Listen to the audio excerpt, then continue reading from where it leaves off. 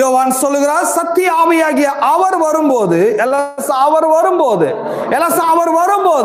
என்ன நடக்கும்ன்றாங்க. என்ன நடக்கும்? சகல சத்தியத்துக்குள்ளும் உங்களை நடத்துவார். சோ அந்த பர்சனுடைய கேரக்டரை பத்தி பேசுறாங்க. ஆவின்றது போய் அந்நிய பாஷை பெற்றேன், நல்லது. அந்நிய பாஷைங்கிறது அது கடவுள் கொடுக்கிற ஒரு கிஃப்ட், அது ஒரு வரம். உங்களுக்கு என்ன கிஃப்ட் இருக்குதுன்னு கேட்டார் ஒருத்தர். பாஸ்டர் நவீன், நீங்க இவ்வளவு வருஷம் பிரசங்கம் பண்றீங்களே, உங்களுக்கு ஏதாச்சும் கிஃப்ட்டுக்கு கடவுள் கொடுத்தாரா? அட்லீஸ்ட் பேய் ஏதாவது ஓட்ட முடியுமா? அட்லீஸ்ட் நோயாச்சும் சுகமாக்க முடியுமா? உங்களுக்கு ஏதாச்சும் கிஃப்ட் இருக்குதா? இன்னைக்கு ஏராளமான மக்கள் எதுக்காக போய் பிரேயர் பண்றாங்கன்னா, ஆண்டவரே எனக்கு நோய்களை சுகமாக்குற வரங்களை தாரும் ஆண்டவரே, பேயை ஓட்டுற வரம் தாரும் ஆண்டவரே. அந்த சகோதரன்லாம் பேயை ஓட்டுறாரு, பேய் ஓட்டுற வரம் தாங்க, சுகமாக்குற வரம் தாங்க, அந்நிய பாஷை வரம் தாங்க. இப்படி வரங்கள் எல்லாம் வரங்கள். சோ வரங்கள் என்பது ஆங்கிலத்தில் கிஃப்ட் என்று சொல்லப்பட்டது. கிஃப்ட் ஆஃப் காட், தேவனுடைய வரங்கள் எல்லாம் கிஃப்ட் ஆஃப் காட், அல்லது தேவனுடைய வரங்கள் எல்லாம் தேவனுடைய. இன்றைக்கு ஏராளமான ரிலிஜியன் பீப்புள் எதை அவங்க கடவுள்கிட்ட கேட்டுக்கொண்டிருக்கிறாங்கன்னா, வரங்களை கேட்டுக்கொண்டிருக்கிறார்கள்.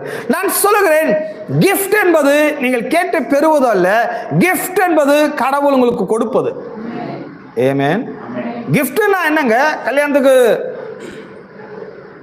1000 பேர் வராங்கன்னா 1000 பேரும் என்ன பண்றாங்க? உங்களுக்கு கிஃப்ட் கொடுக்குறாங்க, பேக் பண்ணி கொடுக்குறாங்க. நீங்க கேட்டீங்களா? வரும்போது கிஃப்டோட வான்னு சொல்றீங்களா? இல்லையே, கல்யாணத்துக்கு தான் சொல்றோம். கல்யாணத்துக்கு வராங்க, கிஃப்டோட வராங்க. கிஃப்ட்ன்றது அவங்களோட ஹார்ட், அவங்க உங்களை லவ் பண்ற அந்த லவ் அதுல விளங்குது அல்லவா? கிஃப்ட்ங்கிறது நீங்கள் கேட்டு பெறுவதல்ல, அவர்களாய் கொடுப்பது. நான் சொல்லுகிறேன், வரங்கள் கடவுளை கேட்பு பெறுவதல்ல, கடவுள் எனக்கு தருவது. அதே சமயத்தில் நான் இப்ப சொன்னல்லவா, ப்ரீவியஸா சொன்னல்லவா, பாஸ்டர் நவீன் உங்களுக்கு ஏதாச்சும் கிஃப்ட் இருக்குதா? பேய் ஓட்ட முடியுமா? உங்களால நோயை குணமாக்க முடியுமா? இதை செய்ய முடியுமா? உங்களுக்கு ஏதாச்சும் வரங்கள், ஏதாச்சும் ஒரு வரங்கள் சொல்லுங்க. ஒரு வரம் இருக்குதா உங்களுக்கு அப்படின்னு சொல்றாங்க.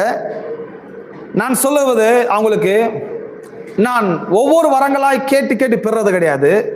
வரங்களை கொடுக்கிறவர் எனக்குள் இருக்கிறார். வரங்களை கொடுக்கிறவர் எனக்குள் இருக்கிறார்.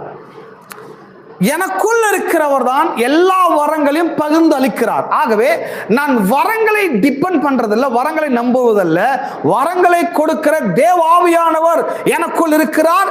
எனக்குள் இருக்கிற தேவாவியானவர் எந்த நேரத்தில் யாருக்கு என்ன செய்யணுமோ அதை அவர் செய்ய ஆரம்பிக்கிறார். ஆமென். அவர் இருக்கிறார். ஆகவே பைபிள் சொல்லுது, நீங்களே தேவனுடைய ஆலயமாய் இருக்கிறீர்கள் என்றும். ஹலோ, அடுத்து என்ன இருக்குது உள்ள உங்களுக்குள்ள? தேவாவியானவர் உங்களுக்குள் வாசமாய் இருக்கிறார் என்றும் நீங்கள் அறியாமல் இருக்கிறீர்களா? அப்போ நான் என்ன அறிந்து கொண்டு வைத்திருக்கிறேன்? நான் தேவனுடைய ஆலயமா இருக்கிறேன், எனக்குள் தேவாவியான வாசம் பண்ணி கொண்டிருக்கிறார். நான் அதை அறிந்திருக்கிறேன். எனக்குள் ஆவியானவர் இருப்பார் என்பதை நான் விசுவாசிக்க கூடுமானால், கவனிங்க, எனக்குள் ஆவியானவர் இருக்கிறார் என்பதை நான் விசுவாசிக்க கூடுமானால், இந்த ஆவியானவரால் நோய்களை சுகமாக்க முடியும். இந்த ஆவியானவரால் பேய்களை விரட்ட முடியும். இந்த ஆவியானவரால் ஜனங்களுக்கு பிரசங்கம் பண்ண முடியும், ஜெபிக்க வைக்கப்பட முடியும். ஆவியானவர் எனக்குள் இருக்கிறார், அதை நான் நம்புறேன். அந்த ஆவியானவர் இப்படிப்பட்ட காரியம் செயல்படுவார். இப்போ நான் எதை நம்புறது? வரங்களை நம்புவதா, எனக்குள் இருக்கின்ற ஆவியானவர் நம்புவதா? நான் ஆவியானவரை நம்புகிறேன். நான் தேவனை நம்புகிறேன். தேவன் எனக்குள் இருக்கிறார் என்பதை நான் நம்புகிறேன். ஆகவே ஒரு வரம் இல்லை, 2 வரம் இல்லை, எல்லா வரங்களும் எனக்குள் இருக்கிறது. ஆமென். எல்லா வரங்களும் எனக்குள் இருக்கிறது.